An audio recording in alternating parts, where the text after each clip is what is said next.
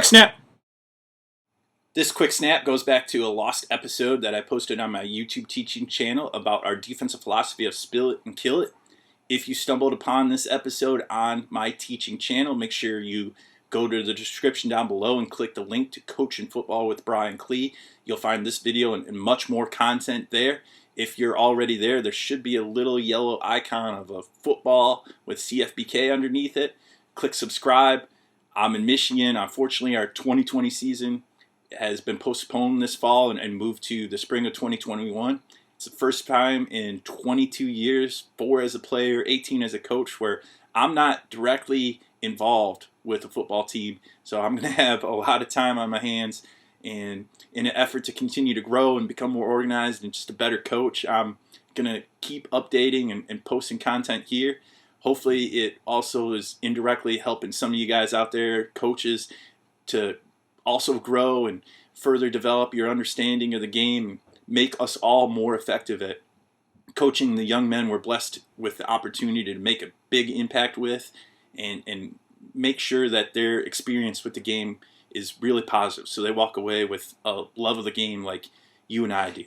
As far as our spill it and kill it philosophy, it's the concept of any defenders on the line of scrimmage, if they get a down block, they're going to squeeze it to the inside, and then the next threat coming, they're going to collision with their outside shoulder, which puts them in great position if the ball carrier stays committed to that interior gap to make a tackle, potentially a tackle for a loss.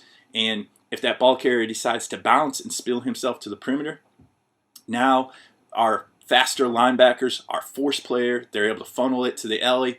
Possibly defensive backs from depth can get involved and be downhill, and we can get multiple tacklers to be making the tackle, make the kill on the ball carrier.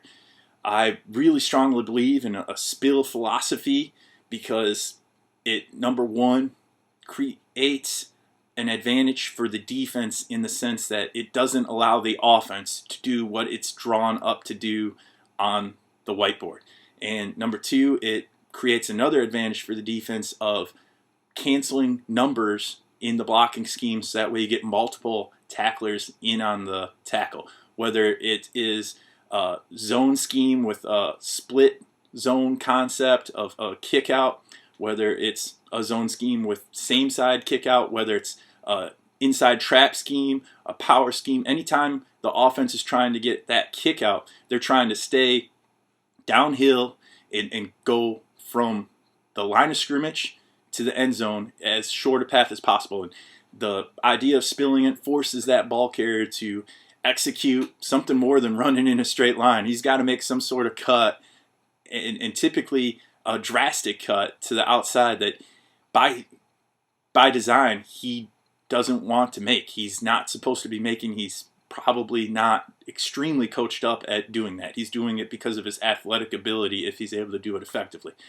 And then secondly, it lets us cancel numbers. Probably the best case of canceling numbers would be something like counter GT to a 5 technique with an open B gap. If that 5 technique squeezes the down block flat enough of the offensive tackle, it's going to keep the back inside linebacker completely clean to scrape over the cross and become an extra tackler. If that 5 technique rips inside the guard that's trying to kick him out, he's going to cancel that interior B gap. And then if that 5 technique, as he rips through there, if he gets a ton of penetration, he's probably going to be able to knock the offensive tackle off course, which keeps that play side inside linebacker clean.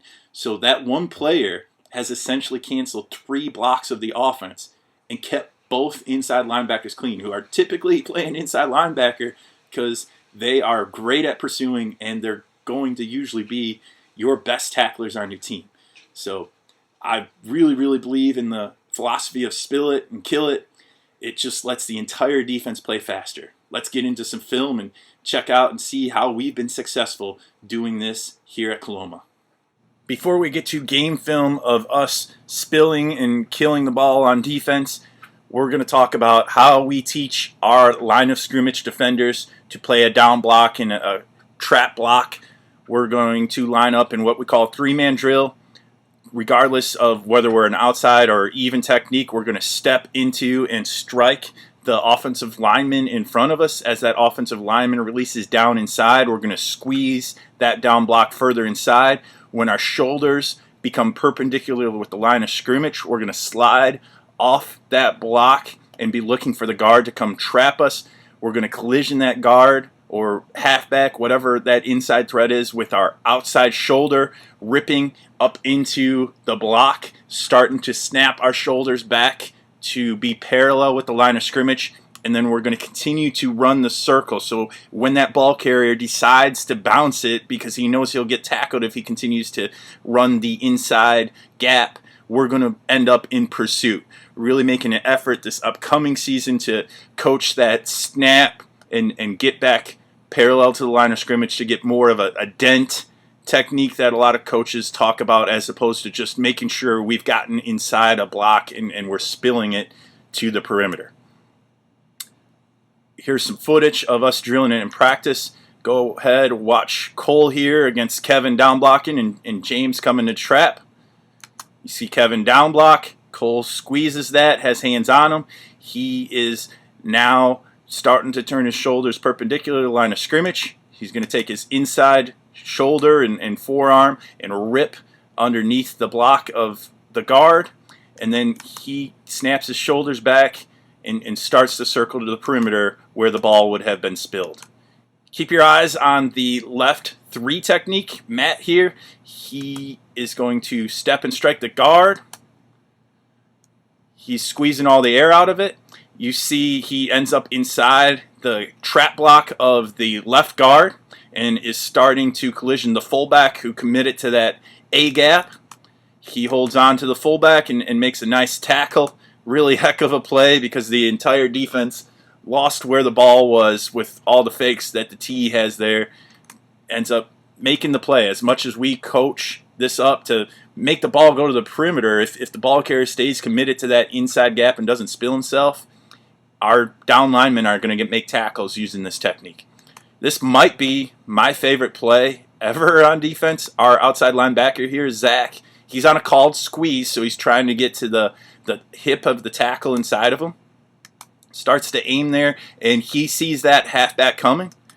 He collisions the halfback. He is inside that halfback. He spilled the ball out of that C gap, which is what we're expecting on that squeeze call. He collisions the block of the guard. He keeps on working upfield because he knows he's made contact, and he collisions the power fake. And now the quarterback wants nothing to do with this. You see all the yellow jerseys, green hats showing up, and we get a huge 5-yard loss. Let's get to the end zone shot. You just see all the Comets showing up, rallying to the ball. We're going to make the tackle when we get 4 or 5 guys to the ball like that. Now check out Jay at outside linebacker. He's also on a called squeeze, so are we beat to the perimeter? Maybe a little bit, but the way their blocking scheme is drawn up is that halfback is looking for that 9 technique. And right now that halfback, that 9 technique disappears. That halfback looks up inside. All this time our corner is completely unblocked outside. Our 9 technique continues, collision the guard, runs the circle, and the corner forces the ball back to him, makes a great play. So down inside, hand on that tackle. He's spilled the halfback, collisions the guard. Very athletic, one of the better players we've had. Very athletic, bounces off that guard, runs the circle to the outside, and with a little help from that corner, makes a tackle. Here we get both the spill on the play side. Again, we got a squeeze called, and it's a mess. Incredible play from our outside linebacker, Jay, on the backside. His tight end pulled, he hit pockets, makes the play from behind. And as much as that's a great play from Jay, and we give up a 1-yard gain, we'd still get this thing tackled probably for a 3 or 4 yard gain because our corner and safety are completely unblocked on this counter. You'll get a better shot from the end zone here. Once again, this is Brendan. He's a 9 technique. He's squeezed into that offensive tackle, so he cancels the C gap. He picks off the kick-out block of the guard, knocks him off his path, continues inside, spills it out completely. Our inside linebacker is leveraging and spilling the ball further. And our outside linebacker, Jay's running it down from the backside while our corner and our safety are showing up. We'd still be in a good spot there. Here we go with I believe this is going to be a trap. We'll get right to the end zone shot. Watch Davion here as a 4 technique. He's on a called squeeze to that guard. Doesn't get all the way there, but the guard coming to trap him. His helmet's inside. We'd like his pad level to be a little lower, but he runs himself right into the trap of that fullback. Holds on. You see Brendan from outside linebacker. He squeezed the block of the tight end, and we get a tackle for short or no gain at all. Let's take it back one more time. Here is our outside linebacker. He's squeezing that tight end down block. He spills the halfback's kick out as they're faking power and commits inside to the trap because he trusts his block down, step down, squeeze down, spill rules that we've taught him. Here we are towards the end of the game. We'll get to the end zone shot. Just great job of getting a bunch of yellow jerseys, green hats, multiple tacklers in on the tackle. 3 technique here. Doesn't get hands on the guard, but he's moving inside. Right now, we've won. His hat's inside the hat of the guard. He spilled the ball out of the A gap. The fullback sees that, has to make a hard cut. Our MAC linebackers fill in B gap. Our backside will linebackers over the top, essentially in C gap. And then outside the C gap is our outside linebacker. After Pablo spills it out, Jay making the play at outside linebacker on the play side. From the backside, we get a good rundown from our backside outside linebacker, Zach, and we get trapped, tackled for a loss. Here we go, power to the bottom of the screen. Our 4 is on a pinch. Our outside linebacker stepping and striking that tight end. Squeezes the tight end down inside, keeps our inside linebacker clean, and then he spills the kick out of the fullback. Zach does a great job, keeps Robbie and the entire defense clean so we can tackle it for a real short gain. And that running back there, he's pretty good. If he gets to hit this on track, maybe if he hits this cutback that's opening up, but our nose is working there. If he stays on track, he's going to be shifty and a two-way go on our secondary, and that's not good. We're spilling it out. Our corner recognized, crack, replace. Comes down. There's our inside linebacker clean. We're getting what we want. We got 3 guys tackling their best ball carrier.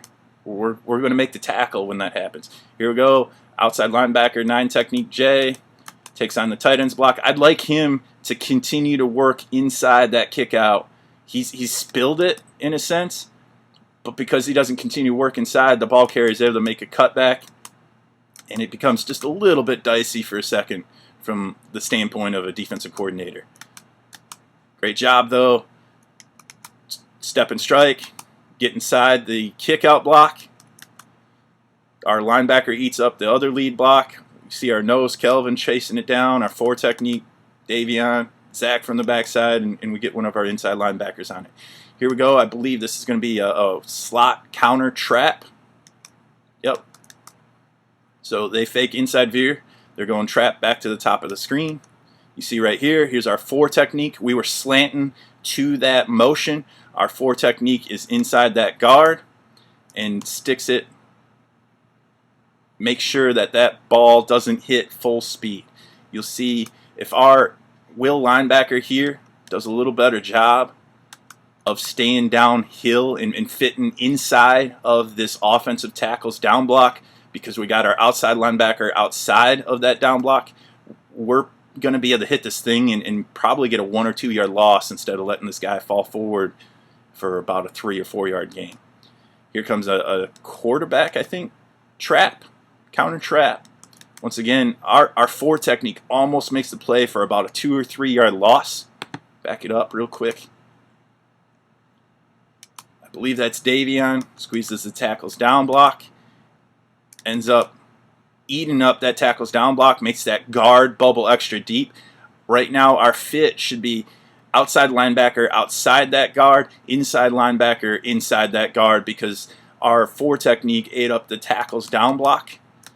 You see our outside linebacker, he started to shuffle and fold for cutback a little bit early, so he ends up giving up the edge. We still, because the split end ended up cracking our safety, we still have our corner completely unblocked using his crack replace, able to come up. He just happens to leave his feet. Instead of running his feet through the tackle, he dives, he leaves his feet. We still should have only gave up a 2-yard gain if he makes that tackle, and we run the quarterback out of bounds for about a 4-yard gain. Here we go, trap to the top of the screen. You see Matt ripping inside as a 5 technique, making sure the ball has to drastically cut. You see our back 5 technique running down from behind. And then you see Robbie forcing that outside linebacker, and Zach cut back pursuit. We run it down for about a 2-yard gain. Nice job of making a ball run east to west and not hit the original gap. Pretty sure we got trap coming to the bottom of the screen, 5 technique. Squeezes the tackles down block. Now I'd like him to really work hard with his outside shoulder through the inside shoulder of the guard. He hesitates a little bit in the hole, so instead of getting a 2-yard loss, 1-yard loss, we're probably giving up a yard gain by Billy there. But he does a great job of squeezing that down and making sure he's taking away that interior running lane that the offense is drawn up to have. So there he is, good step and strike, keeps his linebackers clean, works inside, makes the tackle, because when you get that down block and you're trying to get trapped by the offense, the ball's inside. Here we go, he's Billy squeezing from the backside, could rip and run down a little harder. You see Matt at 5 technique on the top side, ripping inside and making the play here on power. We'll get to the end zone clip because that shows it even better. So 5 technique, Matt squeezes the down block of the tackle, rips inside the halfback's kick out, and is in position to make the tackle with some help from his teammates. One more, it's a wider power, a power on is what I call it. Step and strike by our 5 technique on the offensive tackle. Slides off it. He has spilled the kick out block of the lead halfback on a quarterback power here. The quarterback has to spill himself to the perimeter. He's running east to west. Even though our 5 technique misses the block, our outside linebacker gets knocked down, we're getting everybody involved because that ball has to run. It's designed to hit right now in the B gap, and that ball has to run probably about 10-15 yards east and west. Just a recap, spilling lets the defense play real aggressively. It gives your linebackers predictable fits, forces that ball to, instead of crease you going north and south, you're squeezing those down blocks and spilling whatever block comes from the inside to make it go further to the outside, buying the rest of the defense time to recognize that their key is telling them that it's a run play, so you get multiple hats to the point of attack and in on the tackle, which just makes your team a better tackling team. Thanks for checking out this quick snap on Coaching Football with Brian Klee. Please follow me on Twitter at Coach Klee. Subscribe to the channel, Coaching Football with Brian Klee, by clicking down below. And if you have any further follow-up questions, email me at coachbrienklee@gmail.com.